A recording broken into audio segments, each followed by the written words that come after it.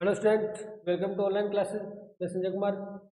हम plus two के अंदर जो हमारी इकाई राजनीति विज्ञान की 4th इकाई पढ़ रहे थे। ठीक है? इसके अंदर हम 2 लेसन कर चुके हैं, योजना को कर चुके हैं, योजना आयोग नीति आयोग के बारे में पढ़ चुके हैं। उसके बाद हमने जो पर्यावरण से संबंधित कुछ मुद्दे थे, प्राकृतिक संसाधन थे, वो हम पढ़ चुके हैं।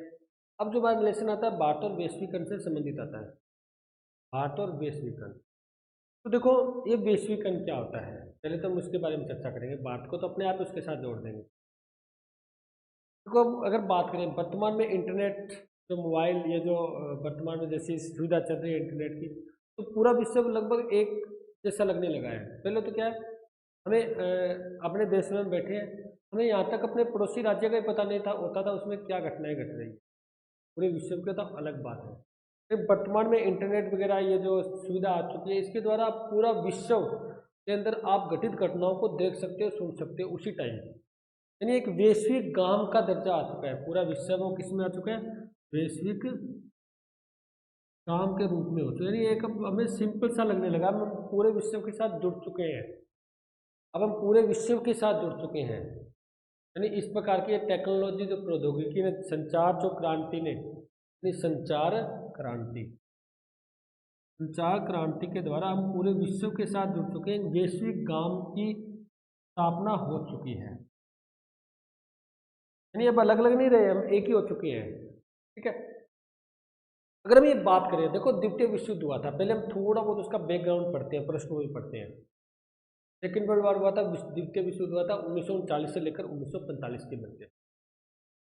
और द्वितीय विश्व युद्ध के बाद पूरे विश्व था वो दो ध्रुवों में बढ़ चुका था। इस चीज़ की हम शीत युद्ध में पढ़ चुके हैं। अगर आपको याद हो तो हमने भाग 2 में जो पढ़ा था, भारतीय संविधान की विशेषताओं में, उसके बाद जो हमने लास्ट लेसन किए थे। देखो जो शीत युद्ध हुआ था वो 2 ध्रुवों के मध्य हुआ था, एक तो था अमेरिका, एक था सोवियत संघ। अमेरिका था वो पूंजीवादी, उदारवादी, तो लोकतांत्रिक शासन प्रणाली का समर्थक था। वो स्वतंत्रता की बात करता था, उदारवाद की बात करता था, लोकतांत्रिक शासन प्रणाली की बात करता था। पूंजीवादी जो विचारधारा थी वो अमेरिका में थी। दूसरी ओर जो सोवियत संघ की विचारधारा थी वो साम्यवादी विचारधारा थी। वो स्वतंत्रता नहीं, समानता में विश्वास करता था। सोवियत संघ की जो साम्यवादी विचारधारा थी वो समानता में विश्वास करता था, स्वतंत्रता में विश्वास। उधर जो अमेरिका था वो स्वतंत्रता में, लोकतांत्रिक, उदारवादी, जो पूंजीवादी विचारधारा उसमें विश्वास करता था। और फिर दोनों में क्या हुआ, एक विचार रूप से विद्रोह शुरू हो गया, उसको तो हम बोलते हैं शीत युद्ध। अब अमेरिका अपनी विचारधारा पूरे विश्व में फैलाना चाहता था। अमेरिका अपनी विचारधारा पूरे विश्व में अपना प्रभुत्व स्थापित करना चाहता था। उधर सोवियत संघ भी अपना प्रभुत्व स्थापित करना चाहता था, पूरे विश्व में अपनी विचारधारा फैलाना चाहता था। ये तो झगड़ा था दोनों के मध्य, इसको तो शीत युद्ध बोलते हैं। अमेरिका चाहता था कि उसकी विचारधारा पूरे विश्व में फैले, जो नए देश स्वतंत्र हुए द्वितीय विश्व युद्ध के बाद, उन्हीं के अनुसार लोकतंत्र को, उदारवाद को अपनाए। सोवियत संघ चाहता था उसमें साम्यवादी विचारधारा को अपनाया जाए, जनता समानता पर बल दिया जाए। लेकिन आपको बताते हैं सोवियत संघ के पास इतने संसाधन नहीं थे।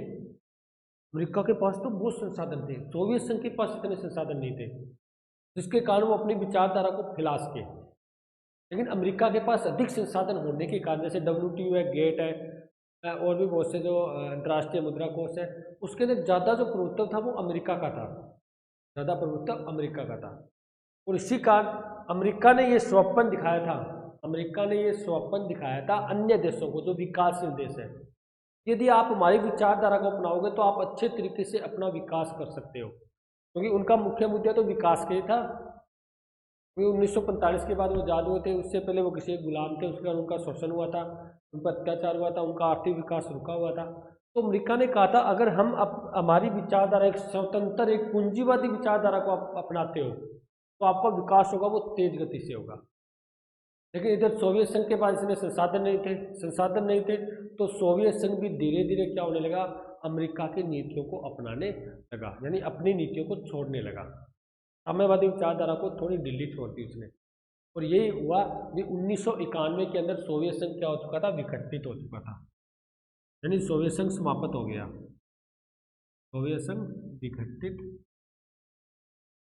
अब अन्य देशों के सामने सिर्फ एक ही तो ऑप्शन बचा कौन सा? अमेरिका की विचारधारा का, अमेरिका की विचारधारा।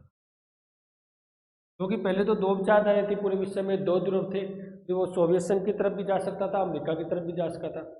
जैसे ही सोवियत संघ 1991 में विघटित हुआ, उसके बाद उन देशों के मध्य एक ही अवसर बचा कि वो अमेरिका वाली विचारधारा को अपनाए और अपना विकास करे। और अमेरिका की विचारधारा थी वो यही थी, उदारवादी, निजीकरण, वैश्वीकरण। बस उदारवादी, निजीकरण और वैश्वीकरण। ठीक है, बस यहाँ से हमें पढ़ना क्या है? हमें वैश्वीकरण ही तो पढ़ना है। इसका मतलब ये पूंजीवादी विकसित देशों की विचारधारा है, अमेरिका की विचारधारा है, तो विकसित देश से। क्योंकि सोवियत संघ तो अपनी विचारधारा फैलाने में नाकाम रहा, उसके बाद इतने संसाधन नहीं थे, लेकिन अमेरिका के पास संसाधन थे।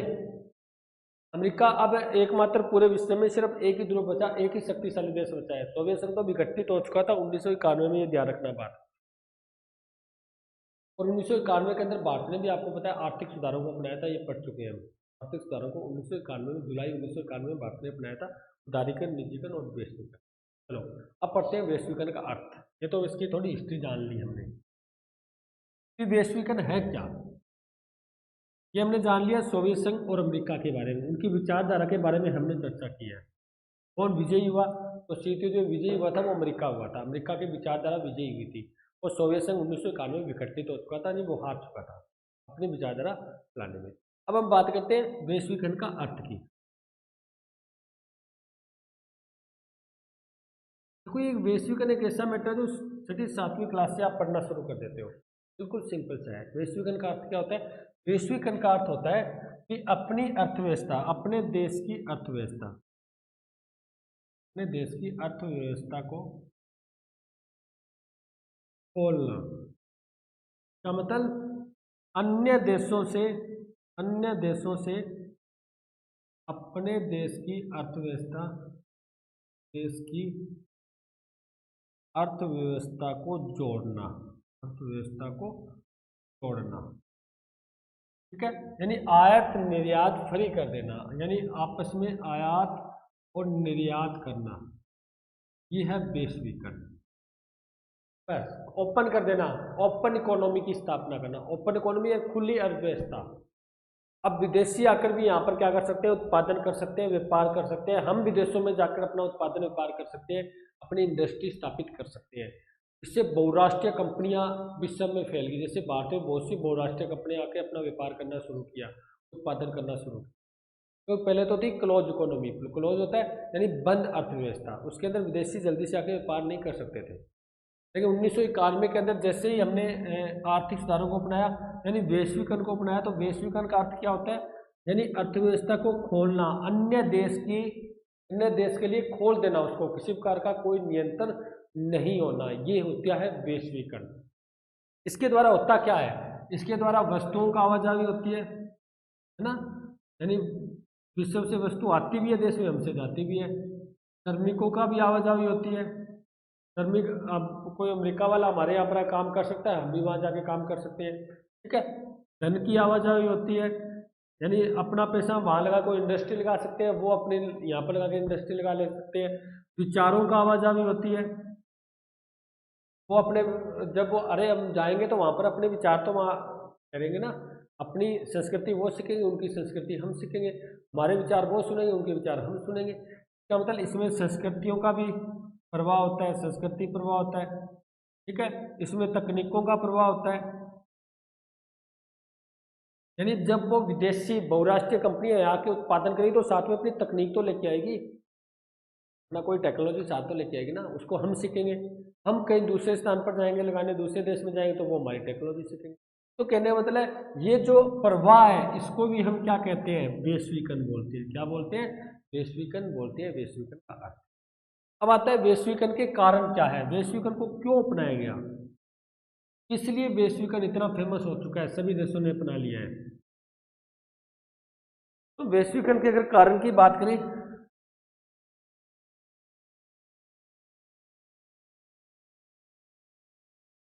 उसके अंदर आपको मेन यही याद रखना है कि संचार क्रांति। बस, यानी संचार के अंदर प्रौद्योगिकी, नई नई टेक्नोलॉजी आई थी, इंटरनेट है, मोबाइल है, कंप्यूटर है, लैपटॉप है, यानी ये बहुत सी ऐसे संचार क्रांति आई थी जिसके द्वारा क्या है, हमारी आवाजावी सरल हो गई।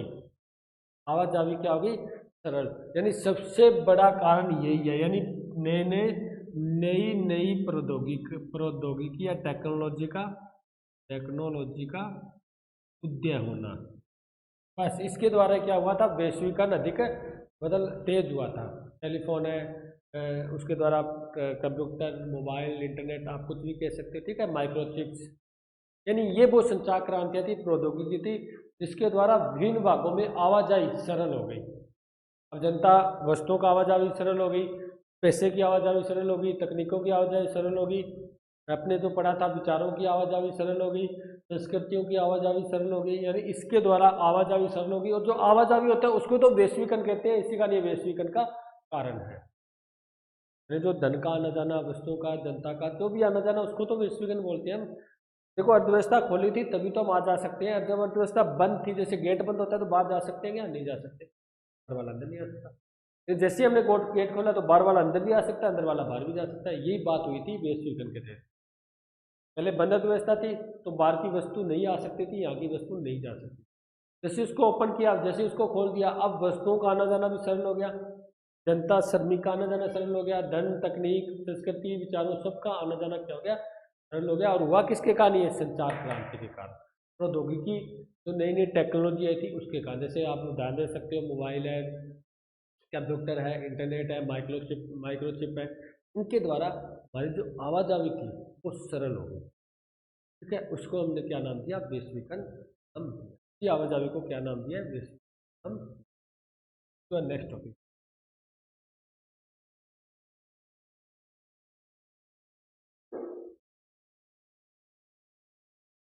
देखो वैश्वीकरण के राजनीतिक प्रभाव। हम बात करते हैं वैश्वीकरण के राजनीतिक प्रभाव। देखो वैश्वीकरण आया था, उसने कुछ न कुछ तो उस देश में प्रभाव डाला था। एक बात मैं यही स्पष्ट कर देता हूँ आपको, तो वैश्वीकरण थी ना, वैश्वीकरण, ये जो नीतियाँ थी, ये नीतियाँ विकसित देशों की थी। कौन से देशों की, विकसित देश। अब बताओ विकसित देशों की नीतियाँ यदि हम विकासशील देशों में अपनाएं, विकासशील, तो श्योर है उनको नुकसान तो होगा ही होगा। कि अमीर व्यक्ति की नीति अगर गरीब में अपनाने लग जाए तो क्या गरीबों का विकास हो जाएगा, क्या नहीं, क्योंकि विकासशील देश गरीब देश थे, वहाँ पर गरीबी थी, बेरोजगारी थी, आर्थिक विकास नहीं हो सकता था, ये समस्याएं थी। लेकिन उनमें तो वो समस्या होती नहीं है। यानी सबसे बड़ी कमी ये थी कि वो विकसित देशों की नीतियाँ विकासशील देशों ने अपना ली, यानी अमीर देशों की नीतियाँ गरीबों ने अपनाई है, तो कुछ ना कुछ तो नुकसान होगा, ये तो पक्का है। और वो नुकसान हम प्रभाव के रूप में पड़ेंगे, राजनीतिक, आर्थिक, सांस्कृतिक, प्रत्येक प्रभाव पड़ेंगे। तो सबसे पहले प्रभाव पड़ रहे हैं हम वैश्वीकरण के राजनीतिक। जो कुछ विचारक कहते हैं इस वैश्वीकरण से राजनीतिक प्रभाव है वो नकारात्मक पड़े हैं, यानी बुरे प्रभाव पड़े हैं, नेगेटिव है।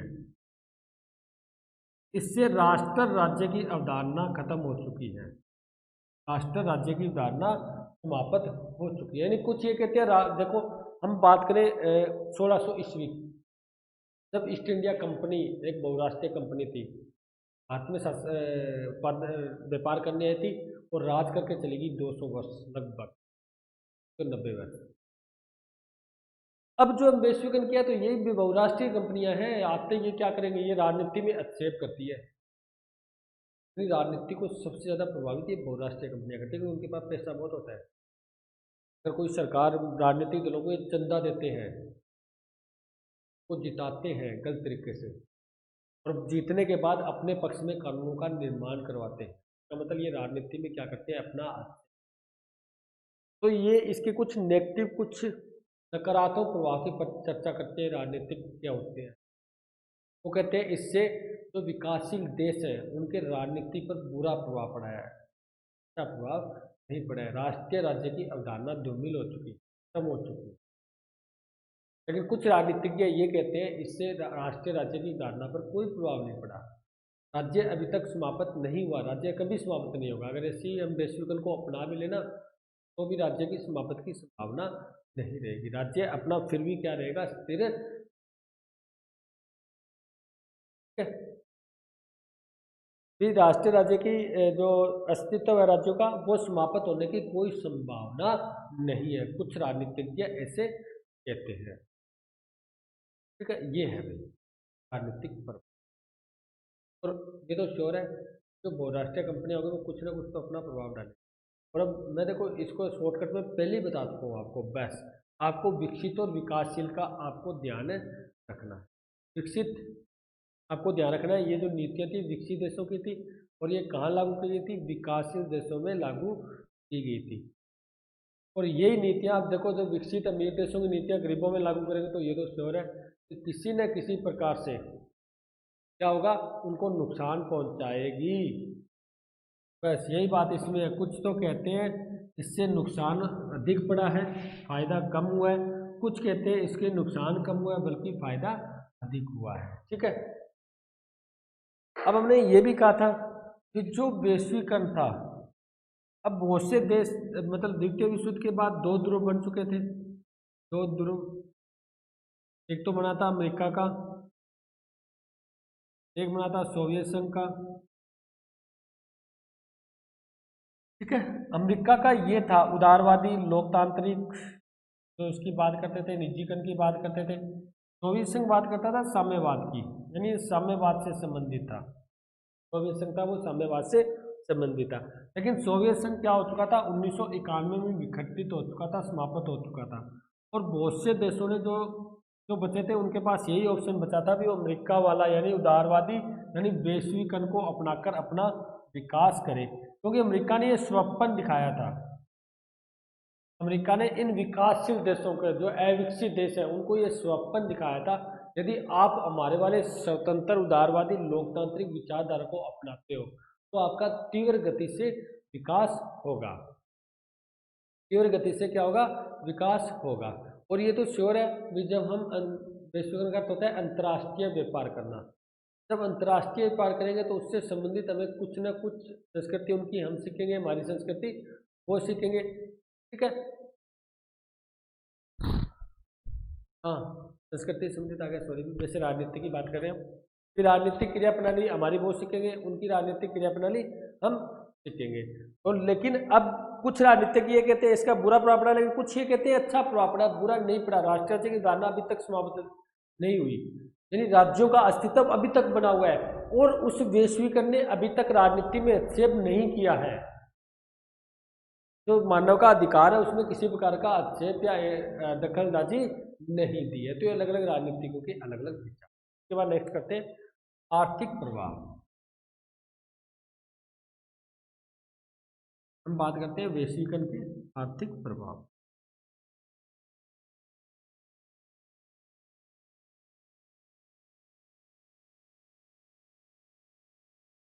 आर्थिक,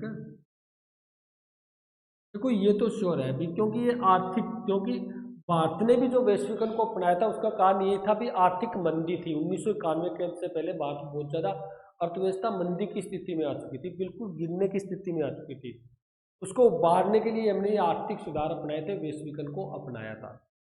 तो इसका आर्थिक प्रभाव तो पड़ेगा, और ये तो मैं बता चुका हूँ। इसका जो सबसे ज़्यादा आर्थिक प्रभाव पड़ा वो विकसित देशों पर पड़ा था, यानी सबसे अच्छा ये कह सकते हो पॉजिटिव। विकसित देशों पर तो इसका पॉजिटिव प्रभाव पड़ा था, लेकिन जो विकासशील देश थे, जो गरीब देश थे, जो अविकसित देश थे, उन पर जो प्रभाव पड़ा था वो नेगेटिव पड़ा था। ध्यान रखना, ज़्यादा ज़्यादा प्रभाव कैसा पड़ा था, नेगेटिव पड़ा था। क्योंकि हम पहले बोल चुके हैं जो वैश्वीकरण है वो विकसित देशों की ही नीतियां हैं। क्यों? क्योंकि वो विकसित देश थे, उनके औद्योगिकरण शुरू हो चुका था, नई नई मशीनें आ चुकी थी, बहुत ज़्यादा विकास कर चुके थे और वस्तुओं का बहुत ज़्यादा निर्माण भी कर चुके थे वो। अब अधिक वस्तुओं का उत्पादन करने पर उनको खपाने के लिए कुछ ना कुछ तो जगह तो चाहिए ना। जब जैसे मान लेते हैं वस्तुओं का निर्माण कर रहे हैं हम, वस्तु का उत्पादन कर रहे हैं, लेकिन उसको खपाएंगे कहाँ, बेचेंगे कहाँ पर? तो इन विकसित देशों को अपने उत्पादन को, वस्तुओं को बेचने के लिए बाजार की आवश्यकता थी, मार्केट की आवश्यकता थी। और इन सबसे अच्छी मार्केट ये विकासशील देश ही थे, इनकी प्रति उनकी निगाह गई थी, क्योंकि इनमें उत्पादन का स्तर था वो निम्न स्तर था। बाकी तो विकसित देशों में तो वो कर ही नहीं सकते कि वो सभी उत्पादन में बढ़ोतरी कर चुके थे, सभी विकसित देश उत्पादन रूप से बढ़ चुके थे। अब इनकी निगाह किस पर पड़ी, इन विकासशील देशों में बढ़ी ताकि एक उचित बढ़िया मार्केट बाजार प्राप्त हो सके और उनकी सारी की सारी वस्तु वहां पर क्या हो जाए, बिक जाए, साथ में उनको लाभ भी हो। ठीक है, ऐसे के कारण ही देखो, पहला तो इसको यही फायदा हुआ कि उसको एक बाजार मिल चुका है, बढ़िया बाजार, जिसके अंदर सारी वस्तु उसकी आसानी से बिक रही है, यार उसको आर्थिक फायदा हो रहा है। लेकिन इसको नुकसान हो रहा है, क्यों हो रहा है? क्योंकि इसकी जो खुद की सेवा की जो वस्तु है, इंडस्ट्री की वस्तु नहीं बिक पा रही। अगर बिक रही है तो कम बिक रही है, क्योंकि विदेशी वस्तुओं ने आके, जैसे कंपटीशन हुआ था तो अपने देश की वस्तुएं हार चुकी थी उसके साथ, क्योंकि विदेशों से, विकसित देशों से तो अच्छी टेक्नोलॉजी थी, उनके पास टेक्नोलॉजी थी, तो इसके कारण उत्पादन भी ज़्यादा होता था और लागत भी कम पड़ती थी। जैसे हम चीन की बात करें, चीन का सामान लगभग सभी विश्व के पूरे देशों में के बाजार में उपलब्ध है। अब कहते हैं चीन का सामान सस्ता है, इसका रीजन है एक सस्ता होने का, क्योंकि वहाँ पर मजदूरी सस्ती है। और क्या है? मजदूरी सस्ती है, और मजदूरी सस्ती के होने के कारण उनकी लागत कम पड़ती है, खर्चा कम पड़ता है। खर्चा कम पड़ने के कारण क्या है, उसकी कीमतें कम होती। इसके कारण हमारे भारत के अंदर आप इसके साथ तुलना करें तो भारत की वस्तु उसका कंपटीशन नहीं कर पा रही थी, क्योंकि यहाँ की जनता कम कीमत वाली खरीदेगी तो अधिक कीमत वाली थोड़ी खरीदेगी। तो भारत में वस्तु निर्माण में अधिक लागत पड़ रही थी, तो उसकी कीमत अधिक थी, तो जनता नहीं खरीद रही थी कम कीमत चीन वाली वस्तु। इससे हमारे देश की अर्थव्यवस्था को नुकसान हुआ था, क्योंकि यहाँ के दो धंधे चौपट हो चुके थे, यहाँ के दो धंधों की वस्तु नहीं बिक रही थी, बेरोजगारी बढ़ रही थी, लोगों को रोजगार नहीं मिलता था। ये वैश्वीकरण का ही नुकसान। ठीक है, यानी वैश्वीकरण का। अब हम ये नहीं कह सकते इसके पूरे के पूरे प्रभाव पड़े वो नेगेटिव प्रभाव पड़े थे, ये भी नहीं बोल सकते हम कि इसके बुरे ही प्रभाव पड़े थे। अरे कुछ अच्छे प्रभाव भी थे, कुछ राजनीतिज्ञ ये कहते हैं इसके पॉजिटिव थे, अच्छे प्रभाव भी थे। यानी विकासशील देशों में भी आर्थिक विकास की दर बढ़ चुकी थी, उत्पादन बढ़ चुका था। बहुराष्ट्रीय कंपनियां विदेशी जब यहाँ व्यापार करने आती थी, उत्पादन करने आती थी, साथ में तकनीक टेक्नोलॉजी लेके आती थी, वो भारतीय सीख रहे थे और भारतीय भी अपनी वस्तुओं के माल को विदेशों में बेच रहे थे, विदेशों की बाजार में बेच रहे थे, और अपना जो टेक्नोलॉजी है उत्पादन करने के लिए विदेशों में अपनी इंडस्ट्री स्थापित कर रहे थे, दो धंधे स्थापित कर रहे थे। इसका मतलब ये नहीं कह सकते हम अकेला सिर्फ नकारात्मक या नेगेटिव इफेक्ट ही पड़ा था, उसका पॉजिटिव इफेक्ट भी था, कुछ सकारात्मक प्रभाव भी था। क्योंकि इसने जो विकासशील देश थे, जो अपना विकास नहीं कर पा रहे थे, कुछ अविकसित देश थे, उनको विकास का रास्ता दिखाया था, उनको विकास का रास्ता दिखाया था। इसी कारण रोजगार बढ़ा था, गरीबी दूर हुई थी, लोगों को रोजगार मिलना शुरू हो चुका था, बहुत से काम धंधे स्थापित हो चुके थे। यानी उत्पादन में, क्योंकि नए नए जब उद्योग धंधे तकनीक आती है, इससे उत्पादन में क्या हो चुकी थी, बढ़ोतरी हो चुकी थी, बाजार में हलचल होने लगी, लोगों की इनकम आय बढ़ने लगी। यानी हम ये नहीं कह सकते भी इसका टोटल पॉजिटिव प्रभाव पड़ा है या नेगेटिव प्रभाव पड़ा है, दोनों इफेक्ट पड़े हैं विकासशील देशों पर। अगर हम भारत की भी चर्चा करेंगे ना आगे, तो दोनों प्रभाव पड़े हैं, क्योंकि नेगेटिव प्रभाव भी पड़े हैं, क्योंकि ज़्यादा फायदा हुआ है वो विकसित देशों को है। क्योंकि देखो सामान तो आना जाना दोनों के लिए स्वतंत्र है, लेकिन जब उनका वस्तुओं का कंपटीशन होता है, ऐसी स्थिति में इसकी वस्तु जीत जाती है, इसकी हार जाती है। तो कंपटीशन में ये तो नई टेक्नोलॉजी वस्तु का निर्माण करेंगे तो वो लागत कम में कम कीमत में बेच देते हैं, इनकी लागत ज़्यादा पड़ती है वस्तु निर्माण में, इसके कारण वो कीमत का कंपटीशन नहीं कर पाती। और जो टेक्नोलॉजी मशीनों से वस्तु बनती है ना, वो देखने में भी अच्छी लगती है, बनावट भी अच्छी होती है, इसके कारण व्यक्ति उसमें ज़्यादा आकर्षित हो जाता है। और वर्तमान में जो स्थिति है ना, वो तो यही है, आपूर्ति कर दो, यानी वस्तु का निर्माण करो, बिक तो अपने आप ही जाएगी। यानी ये इसके कारण ये सिर्फ क्या करते हैं, वस्तुओं का निर्माण अधिक कर लेते हैं, और इसके लिए वो बाजारों की तलाश कर कर वहाँ पर अपनी वस्तु बेच देते हैं। इससे विकासशील देशों पर नेगेटिव इफेक्ट पड़ता है, नकारात्मक प्रभाव पड़ता है। लेकिन इसके सकारात्मक प्रभाव भी पड़े थे, इससे विकासशील देशों में उत्पादन में वृद्धि हुई, ठीक है, गरीबी में कमी हुई।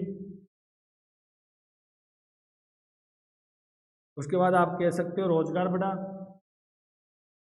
कुछ भी कह सकते हो, आय बढ़ी, यानी रोजगार के जो रिसोर्स है, संसाधन थे, उसमें वृद्धि हो चुकी थी, और उपभोक्ता के पास ऑप्शन भी शुरू हो चुके थे, और एक अच्छी वस्तु उपभोक्ता को मिलनी शुरू हो चुकी थी, क्योंकि अब कंपटीशन हो गया, तो कंपटीशन में एक अच्छी वस्तु और कम कीमत में उपभोक्ता को प्राप्त होनी शुरू हो गई। इसका मतलब इसके कुछ आर्थिक प्रभाव कुछ अच्छे भी है और कुछ बुरे भी है, दोनों ही आपको पढ़ने हैं। उसके बाद नेक्स्ट आपका आता है वैश्वीकरण के सांस्कृतिक प्रभाव।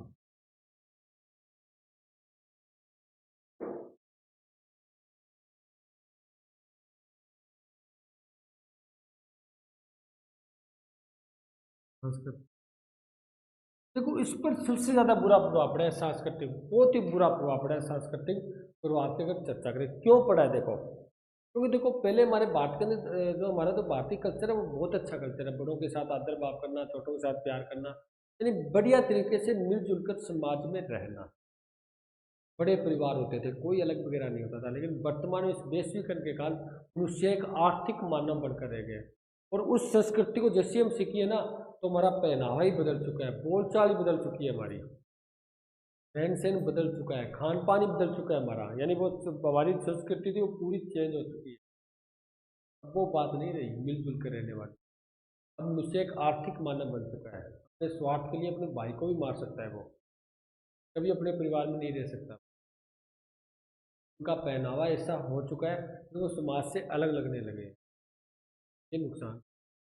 से हम बात करें पहले जो हमारे यहाँ पर जो शास्त्रीय संगीत थे कितने अच्छे थे, लेकिन वर्तमान में मॉडर्न बहुत से साधन आ चुके हैं और पॉप डांस आ चुके हैं, जिसके कारण ये जो हमारे संगीत की जो लय थी वो बिल्कुल ही बिगड़ चुकी है, अभद्रता आ चुकी है। भद्रता यानी अभद्रता आ चुकी है, यानी अभद्र व्यवहार होने लगा है संगीत, यानी उसको हम इकट्ठे बैठकर सुन ही नहीं सकते। ये सिर्फ वेस्टर्न कल्चर का ही, यानी इस वैश्वीकरण का एक प्रभाव, तो हम विदेशी संस्कृति को देख रहे हैं वैसा ही हम कर रहे हैं। देखो फायदा तो ये हुआ, विदेशी संस्कृति कल्चर को हम समझ रहे हैं, उनको देख रहे हैं, अपना रहे हैं, हमारे संस्कृति को वो अपना रहे हैं, लेकिन इसका नुकसान ये हुआ तो हम अधिक रूप से अपना चुके हैं, तो अपने जीवन में डाल चुके हैं, कारण हम अपने कल्चर को, अपनी संस्कृति को तो भूल ही चुके हैं। हमारा जो पहनावा है, बोलचाल है, हमारा कोई ऐसा कोई स्वभाव ही नहीं रहा। अपने जो भारतीय कल्चर था ना, इंडियन कल्चर, वैसा तो हम कुछ करते ही नहीं है, रिवाज ही बदल चुके हैं, बिल्कुल विकसित देशों की तरह चलने लगे हम। ये सही नहीं है, ये गलत है, ये बुरा प्रभाव पड़ रहा है, यानी मनुष्य की जो नैतिकता है वो खत्म हो रही है, ईमानदारी खत्म हो रही है, नैतिकता बिल्कुल ही खत्म हो रही है। भारतीय संस्कृति में तो मुख्य नैतिकता की बात होती है, लेकिन हमने जैसे ही वेस्टर्न कल्चर को अपनाया, विकसित देशों के कल्चर को, वैश्वीकरण को अपनाया, उनकी संस्कृति को हमने देखा है, हमारी नैतिकता समाप्त हो चुकी है, हम अनैतिक हो चुके हैं, हमारा व्यवहार बुरा हो चुका है, माता पिता के प्रति, भाई के प्रति, हर प्रकार के प्रति हमारा क्या है, व्यवहार बुरा हो चुका है। हम अपने स्वार्थ में लीन हो चुके हैं, हम अपने सिर्फ आर्थिक मानव बनकर रह चुके हैं, कोई भी हमारा किसी प्रकार समाज से संबंध नहीं रहा, है ना। तो ये इसके सांस्कृतिक प्रभाव, तो ये भी हमने संस्कृति को सीखा आपस में, बुरे प्रभाव है भी उसको हमने अपनी संस्कृति को भूल गए। देखो दूसरी संस्कृति को अपनाओ कोई बात नहीं है, लेकिन अपनी संस्कृति प्रमुखता होनी चाहिए। लेकिन हमने क्या किया, हमने सिर्फ उसी संस्कृति को अपना लिया, अपनी संस्कृति को, कल्चर को तो हम भूल ही गए, जानते ही नहीं है क्या होती है। पुराने वाली पीढ़ी तो बिल्कुल ही नहीं जानेगी इंडियन कल्चर है क्या, भारतीय संस्कृति है क्या, क्योंकि हम जैसा उनको दिखाएंगे वैसे ही सीखेंगे, और हम उनको दिखाई वेस्टर्न कल्चर रहे हैं, ऐसे ही उनको हम दिखा रहे हैं, उनके सामने कर रहे हैं हम। अगर हम माता पिता को गालियाँ दे रहे हैं, उसको मार रहे हैं, अगर वो देख रहा है तो वो भी हमें ही ऐसे ही करेगा, और क्या करेगा, गालियाँ देगा, मारेगा, निकालेगा घर से बाहर, जैसा हम करेंगे वैसे ही वो कर देगा। यानी जैसा वो सीख रहे हैं, इसका मतलब उसको इंडियन कल्चर का वास्तव में जो हमारे है वो तो वो पता ही नहीं होगा, बिल्कुल उससे दूर हो जाएगा। तो ये इसका नेगेटिव प्रभाव है। इसके बाद हम पढ़ते हैं सांस्कृतिक प्रभाव के, सांस्कृतिक प्रभाव के, सांस्कृतिक प्रभाव के बढ़ाने के साधन। इस सांस्कृतिक प्रभाव किस प्रकार बढ़ा, किस पर बढ़ा, अरे वही बात है, यानी वैश्वीकरण के कारण ईमेल, दूरसंचार के संसाधन हो गए, सूचनाओं का, आपस में सूचनाओं का आदान प्रदान हुआ, विचारों का आदान प्रदान हुआ, ठीक है। और आप कह सकते हो ऐसे डिजिटल जो इंटरनेट है इसके द्वारा हमने उनके संगीत को, हमारे संगीत को उन्होंने देखा, और उसके बाद आप कह सकते हो ऐसे कुछ समूह के द्वारा जो चर्चा हुई थी, आपस में आधिपत्य हुआ था, मतलब कहने मतलब बिल्कुल सिंपल सी बात है, वो जो टेक्नोलॉजी थी ना उसके कारण ये सांस्कृतिक प्रभाव पड़ रहा है, उसके द्वारा विचारों का आदान प्रदान हो रहा है, वस्तुओं का आदान प्रदान हो रहा है, जो रहन सहन है, जो संस्कृत, जो अपने जो रीति रिवाज बनाते हैं, उनका आदान प्रदान हो रहा है। ठीक है। और उसके बाद हमारे जो सूचनाएं हैं वो भी आदान प्रदान हो रही है। हम वीडियो के द्वारा, इंटरनेट के द्वारा उनके पहनावे को देख सकते हैं, हमारे पहनावे को वो देख सकते हैं। उसके बाद वही पहनावे की वस्तु हमारे बाजार में मिल रही है वैश्वीकरण के कारण, तो उसको हम खरीद सकते हैं, उसको ले सकते हैं, हम उसको पहन सकते हैं, उसके अनुसार चल सकते हैं। तो ये कुछ कारण है जिसके द्वारा क्या हो रहा है, सांस्कृतिक प्रवाह बढ़ रहा है, यानी अधिक बढ़ रहा है। देखो, आर्थिक वगैरह वो तो कम बढ़ रहा है, सांस्कृतिक प्रवाह ज़्यादा बढ़ रहा है, क्योंकि हम इंटरनेट के द्वारा विदेशी वीडियो देखते हैं, बहुत आती है उनके द्वारा, फिल्में वगैरह आती है, हम उसको देखते हैं, वैसे ही काम हम करते हैं, वैसे ही पहनावा करते हैं। जैसा वो ड्रेस पहनते हैं वैसे ड्रेस हम पहन रहे हैं, यानी उसको जल्दी हम आकर्षित हो जाते हैं उसके प्रति, जल्दी हम उसको अपने जीवन में अपनाने की कोशिश करते हैं। तो ये जो टीवी है, ये जो इंटरनेट है, इसके द्वारा सांस्कृतिक प्रभाव क्या हो रहा है, तेज गति से। उसके बाद नेक्स्ट पर, अब आगे आपका ये तो था वैश्वीकरण के बाद, अब आता है भारत पर वैश्वीकरण का प्रभाव। सिर्फ भारत की बात करते हैं, भारत पर वैश्वीकरण का, यानी अकेले भारत की बात करते हैं। देखो, हमने एक बात कही थी भी, सबसे ज़्यादा इसका प्रभाव पड़ा था, सबसे ज़्यादा अच्छा प्रभाव पड़ा था वो विकसित देशों पर पड़ा था। किस पर पड़ा था? विकसित देशों पर। एक तो विकसित देशों की संस्कृति विकसित प्रसार कर गई, वस्तुओं के लिए बाजार मिल गया, यानी वो अपना विकास करने में, एक उनको अपने उत्पादन करने के लिए जगह मिल गई। ठीक है। सबसे ज़्यादा विकास हुआ था विकसित देशों का हुआ था, और विकासशील देशों का भी विकास हुआ था, लेकिन साथ साथ में इसमें इनको नुकसान भी हुआ था। अब बात आती है, भारत भी एक विकासशील देश है, भारत भी क्या है, एक विकासशील देश है। इसका मतलब भारत को भी कुछ न कुछ वैश्वीकरण का नुकसान वहन करना पड़ा। ठीक है। यानी ऐसा नहीं है भारत पर जो प्रभाव पड़ा वो सारे पॉजिटिव ही थे, क्योंकि विकासशील देश है, भारत के अंदर भी गरीबी पाई जाती है, बेरोजगारी पाई जाती है। ठीक है। यानी बात को भी इसका नेगेटिव और पॉजिटिव प्रभाव की हम बात करेंगे दोनों। देखो क्या हुआ था, पहले हम इसके थोड़ी बात चर्चा करते हैं। 1991 से पहले भारत के अंदर बंद अर्थव्यवस्था अपनाई गई थी, पहले बंद अर्थव्यवस्था, यानी ज़्यादा जो काम समाजवादी था, हम किसकी तरफ थे, समाजवाद की ओर आकर्षित थे, हम समाजवाद के अनुसार काम करते थे। इसका मतलब ज़्यादा कार्य करती थी, प्रभुत्व था वो सरकार का था, निजी व्यक्ति काम नहीं करता था। लेकिन जैसे ही 1991 के अंदर भारत में एक मंदी आई थी, आर्थिक मंदी आ चुकी थी, हम बिल्कुल ही आर्थिक रूप से गिर चुके थे। ऐसी स्थिति में 1991 में भारत को क्या अपनाना पड़ा, आर्थिक सुधारों को अपनाना पड़ा, आर्थिक सुधारों को अपनाना पड़ा। और आर्थिक सुधार कौन से हैं पता है आपको? वैश्वीकरण, उदारीकरण, निजीकरण, भूमंडलीकरण, इसको अपनाया था। तो इसका मतलब 1991 में भारत ने क्या किया, अपनी अर्थव्यवस्था को खोल दिया, बिल्कुल विश्व के अन्य अर्थव्यवस्था के साथ जोड़ दिया। यानी अब आयात और निर्यात क्या हो गया, बिल्कुल फ्री हो गया, आज आसानी होगी, सरल हो गई।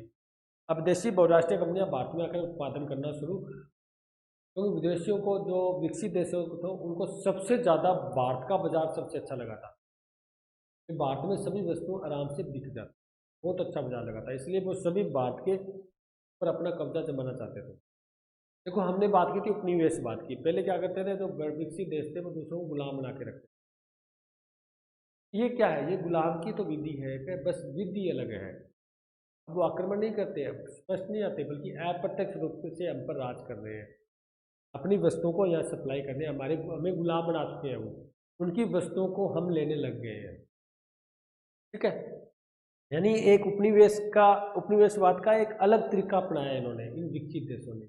इसका मतलब हमने आर्थिक सुधार अपनाया, तो इसके कारण हमने जो समाजवाद था उसमें ढील दे दी, यानी हमने निजीकरण को, वैश्वीकरण को अपना लिया, और सरकार ने निजी कार्यों में हस्तक्षेप करना बंद कर दिया। यानी उससे पहले जो लोक कल्याणकारी राज्य था ना, ये सरकार क्या करती, समाजवाद करता होता है, अभी सरकार ही काम करे जनता के लिए। सरकार जो असहाय थी और थी उनको सहायता देती थी, लेकिन अब वो सहायता देने क्या कर दी, कम कर दी, क्योंकि वैश्वीकरण का अर्थ ही होता है कि जनता को स्वतंत्र छोड़ दो, सरकार कम से कम क्या करे, दखल अंदाजी। इसके कारण यहाँ पर क्या, जो गरीबी थी वो और गरीब हो गए, अमीर थे वो ज़्यादा अमीर हो गए, यानी आर्थिक असमानता बहुत ज़्यादा बढ़ गई। लेकिन हम ये नहीं कह सकते इससे टोटल नकारात्मक प्रभाव पड़ा था, कुछ बात के अंदर सकारात्मक प्रभाव दिखा। एक तो भारत को आर्थिक सहायता मिल गई क्योंकि 1991 के अंदर वो मंदी थी, उसको निपटने के लिए देशों के विचारों को सीखा, देशों की तकनीकों को सीखा, बहुराष्ट्रीय कंपनियां यहाँ आकर उत्पादन करना शुरू किया। यहाँ उत्पादन शुरू किया तो क्या हुआ, यहाँ के कच्चे माल का उपयोग हुआ, यहाँ के लोगों को रोजगार मिला, यहाँ पर उत्पादन बढ़ा, बाजार में हलचल हुई, लोगों की आय बढ़ी। ठीक है, और एक उपभोक्ता को अच्छी वस्तुएं उपलब्ध होने लग गई। हम भी अपना बचा हुआ माल देशों में बेचना शुरू कर दिया ताकि उससे एक्स्ट्रा में इनकम होने लग गई। क्योंकि देखो, वैश्वीकरण का फायदा तब होता है, जैसे मान लो हमारा देश है, जैसे हम बोलते हैं भारत के अंदर ज़्यादा बासमती चावल के लिए जो पर्यावरण है वो उचित है, हम उसी का ज़्यादा उत्पादन करेंगे, देशों में बेच देंगे। जैसे कोई, जैसे भारत में मान लेते हैं कंप्यूटर नहीं बनते, लेकिन हम उससे देश से कंप्यूटर ले सकते हैं जिस देश में कंप्यूटर अधिक बनते हैं, उनके पार्ट्स अधिक बनते हैं, तो वहाँ से ले लेंगे, हम सस्ते पड़ते हैं वहाँ पर, क्योंकि उनका मेन काम वो होता है कंप्यूटर बनाना। तो कहने का मतलब है, जिस देश में जिस चीज़ की ज़्यादा उपयोगिता होती है वो उसी का निर्माण करके क्या करता है, देशों में जिसमें नहीं होती, जिसमें नहीं निर्माण होता, वहाँ बेच देते हैं। ये वैश्वीकरण का अच्छा अच्छा प्रभाव है। भारत ने भी ऐसा किया, यहाँ पर जिस वस्तु का पर्यावरण या जो भूमि सूट करती है, जो अच्छी होती है, उसी की पैदावार करके देशों में बेचना शुरू कर दिया, यानी देशों से व्यापार व्यापार करना शुरू कर दिया। उससे भारत को एक्स्ट्रा इनकम होनी शुरू। उसका मतलब सारे हम नहीं कह सकते भी टोटल प्रभाव पड़ते हैं, वो नेगेटिव इफेक्ट भी होते हैं, कुछ पॉजिटिव इफेक्ट भी होते हैं, कुछ नकारात्मक, सारे नकारात्मक नहीं होते, कुछ सकारात्मक प्रभाव भी होते हैं।